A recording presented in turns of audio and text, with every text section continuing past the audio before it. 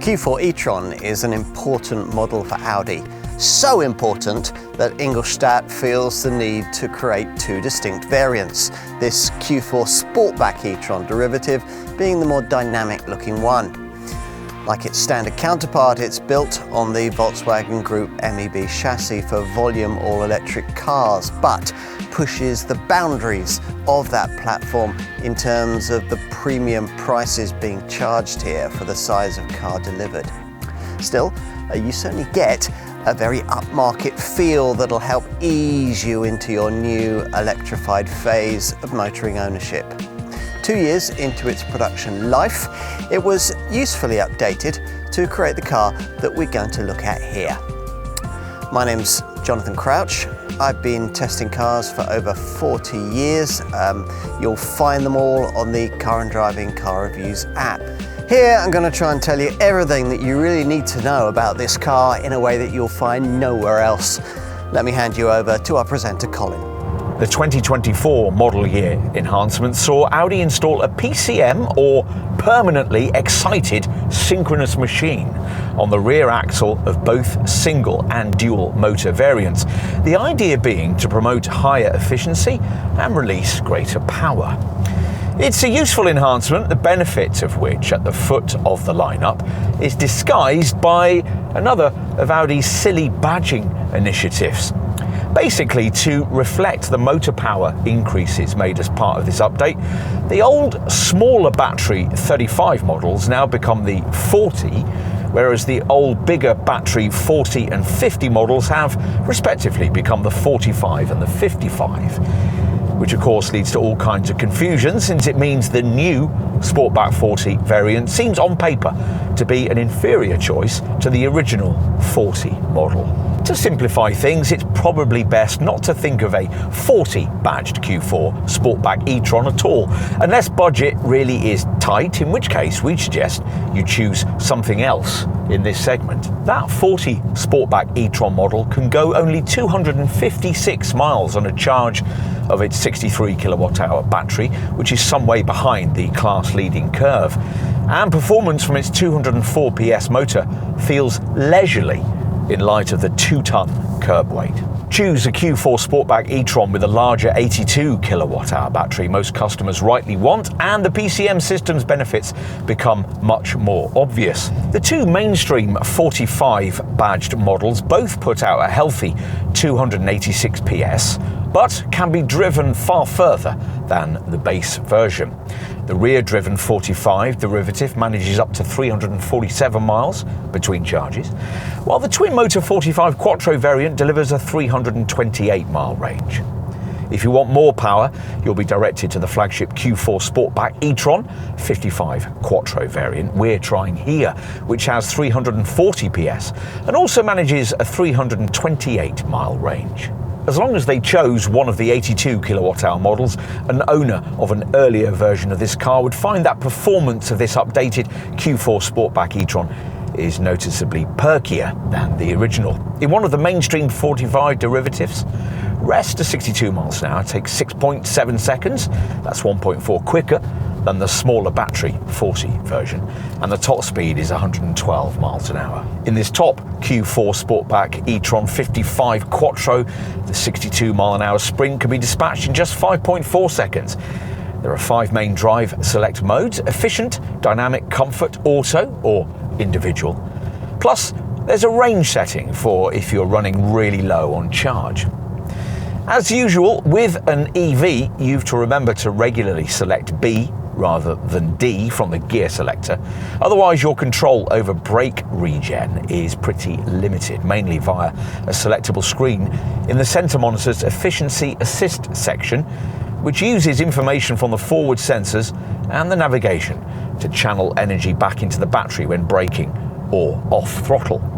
Certain steering wheel designs give you paddle shifters too, but we don't have those here. Audi didn't feel the need to make any exterior changes as part of this Q4 e-Tron update that we're reviewing here. As before, this Sportback model is definitely a sleeker thing than its standard shape counterpart. And not just visually, the drag coefficient drops from 0.28 to 0.26 CD. This sportier variant's more sharply swept-back silhouette culminates in a roof spoiler that sits much lower on the split and steeply raked rear window, and as the area in which the air swirls as it comes off the vehicle is restricted to the zone beneath the spoiler, that area is significantly smaller than in the ordinary Q4 e-tron. This not only highlights the more unique design of this SUV coupe, but also enhances its range by around 7 miles, whilst also reducing the lift on the rear. So it's as before outside, and you shouldn't expect too much to be different inside either.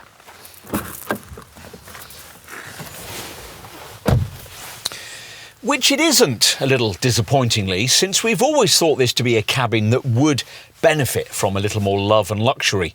You certainly don't feel like you're getting more premiumness than would be delivered by a similarly engineered but much cheaper MEB platformed Volkswagen, Skoda, Cupra or Ford mid-sized EV. As before, everything on the dashboard's upper level is angular, with none of the elements appearing to blend very harmoniously with each other, but it all kind of works in a contemporary, minimalistic sort of way. There's an unusual jutting lower console trimmed in smudge-worthy piano black for the neat little gear selector slider. And just above, the silver-trimmed central fascia section incorporates horizontal vents and the 11.6-inch MMI Navigation Plus central display, with a sweep across the cabin that gets interrupted by this beady-browed instrument binnacle with its 10.25-inch virtual cockpit screen. Right, time to take a look in the rear. Now, you have to duck slightly as you get in, but it's nothing too serious.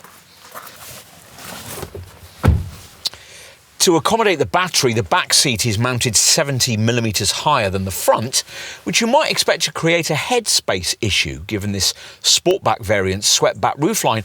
Actually though, while those of basketball-playing stature might struggle, most other adults should be fine back here, unless they enter wearing particularly elaborate headgear, like a stovepipe hat. The bench doesn't recline or slide, so it's just as well that legroom is reasonably good by class standards.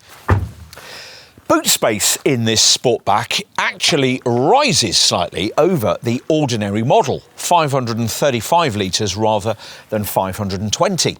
You get recesses on each side, useful for storing awkward items widthways, like pushchairs or golf bags.